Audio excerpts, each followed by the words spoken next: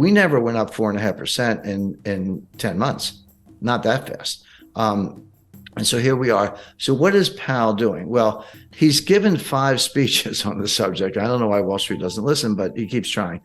He said the same thing every time. He said, inflation is job one. We're just going after inflation. Believe us. There is going to be a recession. Unemployment is going to go up. There's going to be pain. I've never heard a Fed chairman use the word pain. He used it 5 times in one paragraph in the Jackson Hole speech. And that's what we're doing. And believe us when we say it.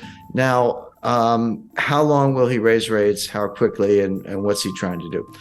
Powell is trying to get to something that he calls the terminal rate. But the definition of the terminal rate is it's a rate that's high enough to cause inflation to come down on its own without further hikes.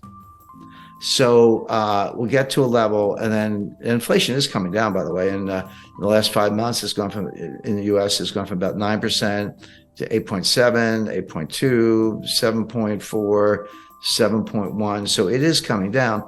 Having said that, the target is 2%, and 7.1 is still a far cry from 2. So he's not there, but he's making progress. Now, so here's I hate to use the word conundrum, but it kind of is. Wall Street's saying, you're done. You did it. Mission accomplished. Inflation is coming down. You got what you wanted. Give it time. Stop raising rates. You're going to kill the economy. But the Fed is saying, well, we actually don't know. We can't untangle it. Yes, inflation is coming down. That's objective. But is it coming down because we're still raising rates? Or is it coming down because we're at the terminal rate? Those are 2 different things. And right now, and this is what Powell's been saying, the Fed leans to the view that they're not at the terminal rate, that inflation is coming down because they're raising rates. They have not achieved the terminal rate. So my expectation is the Fed will raise interest rates 50 basis points on February 1st, and then probably 25 basis points in March. March 22nd is the Fed meeting after that. So those 75 plus the 450 we have now, that'll get you to 5.25. And even the more hawkish members think that that's probably the terminal rate. So Powell and the Fed have said, yeah, inflation's coming down, but it's because we're raising rates, not because we're at the terminal rate. We're going to get to the terminal rate, probably 2 more hikes, and then we'll pause. And then if we're right, we'll just let inflation come down on its own. And that may take a year. So all this stuff about the Fed pivot and cutting rates and all that stuff, I mean, the Fed's thinking mid-2024 before they do that. Now, Wall Street are saying, no, you're not going to get that far. You may be at the terminal rate already. You're definitely going to cause a recession. It'll be more severe than you think. And rates are going to have to come down sooner than people expect. In other words, you've already achieved the terminal rate. You just don't know it. And you'll probably be the last to know.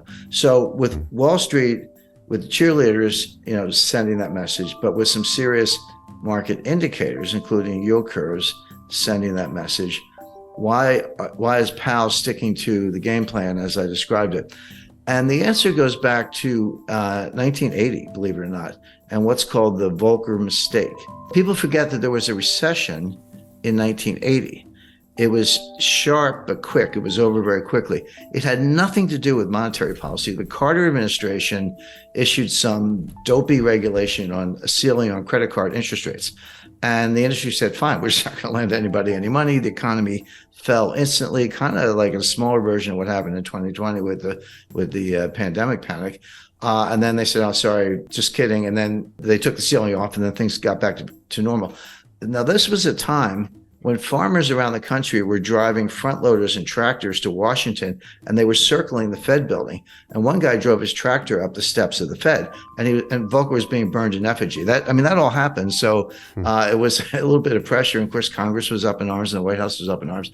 So Volcker, not quite panicked, but he cut interest rates 7 percentage points, not 0.7, 7 full percentage points to deal with the recession, which, number one, was unnecessary because the recession was caused by a policy blunder from the White House, which was quickly corrected.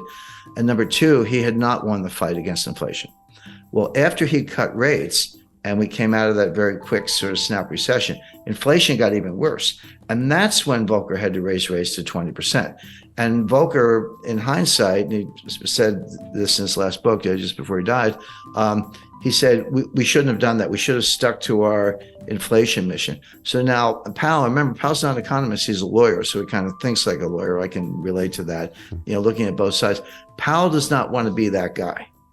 He does not want to be the guy who balks early and cuts rates, the famous Wall Street pivot, before the battle against inflation is won, because the outcome could be exactly what Volcker experienced, which is inflation wasn't done, doesn't go away, comes back stronger, and then you do have to destroy the economy, as we did in 1981-82. That was the worst recession.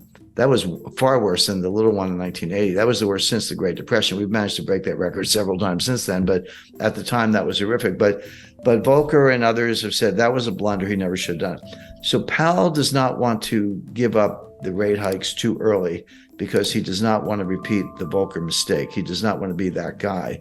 And that's what's driving him, even as Wall Street screams, you're already there.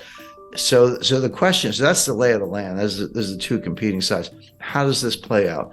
In my view, Powell probably is there. He probably is at something like a terminal rate. He probably doesn't have to raise interest rates anymore. He doesn't believe that himself. His models tell him otherwise because they're relying on the Phillips curve, which is junk science. I mean, the last time I looked at a Phillips curve, it was flat. At least where I went to school, curve was curved. This thing is flat. There is no correlation between unemployment and inflation. There just isn't. But the Fed thinks there is. So I always tell people, don't. If you want to forecast Fed policy and understand the Fed, don't think like a rational person. You have to think like the Fed. You have to get inside their heads or else you're going to get it wrong. So they're looking at unemployment, which is the lowest. The unemployment rate is the lowest since 1969. Well, if you believe in the Phillips curve, then that's a sure sign of inflation. As I say, even though it's coming down, it's still pretty high. So they think they have to keep fighting this fight. But here's what they're missing. Here's where it all falls down. Yeah, inflation as measured, CPI, PPI, personal consumption expenditure, core, non-core, year over year. There are like 20 different ways to measure it. It is coming down, but there are two sources of inflation. And it's going to sound obvious, but you got to separate them: the supply side and the demand side. They both result in price increases, but they have completely different dynamics. Supply side inflation is what we're seeing. It's what we saw in 1974 with the Arab oil embargo during the Arab-Israeli war when they cut us off from oil, and you had to line up for gasoline. I lived through that. Bare shelves, and you couldn't get certain things. It wasn't that every supermarket shelf was bare the way it was in East Germany in the 1950s, but something was always missing, and that's still the case today.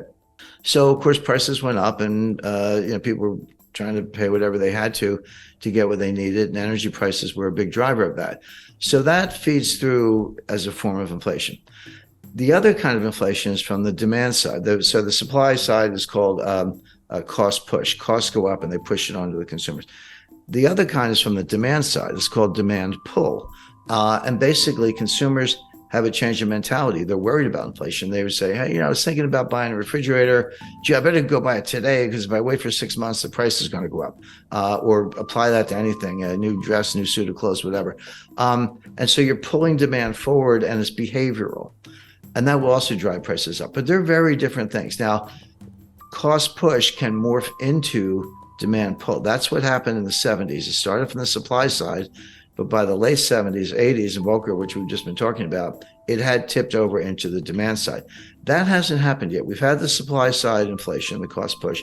It hasn't yet tipped into demand pull. It hasn't really affected consumer behavior that much in terms of people anticipating more inflation. It could, but it hasn't happened yet. Here's why that's an important distinction. Cost push inflation negates itself. The old saying that the cure for high oil prices is high oil prices because people can't afford it.